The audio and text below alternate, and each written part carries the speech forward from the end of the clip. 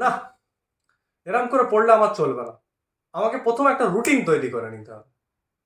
পরীক্ষার আর 10 দিন বাকি। আর কত পৃষ্ঠার বই এটা? 60 পৃষ্ঠার বই। তার মানে রোজ 6টা করে পৃষ্ঠা পড়তে হবে। কোনো ব্যাপার এটা? কিন্তু আজকের দিনটা বাদ দে, 7 পৃষ্ঠা করে পড়ে নেবো।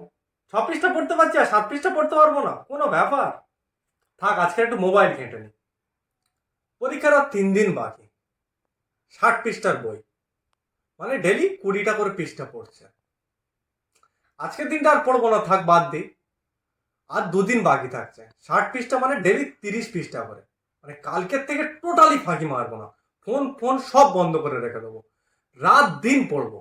আগে সিলেবাস কমপ্লিট করব, তারপরে পরীক্ষা দিতে যাব। না, কালকের থেকে আমার মেহনত করতেই হবে। আজকে একটু ফোন ঘেঁটে নি।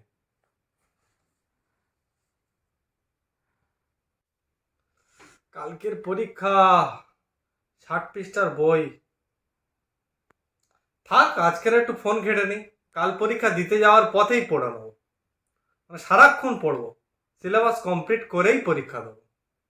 থাক, একটু ফোন ঘেঁটে নি।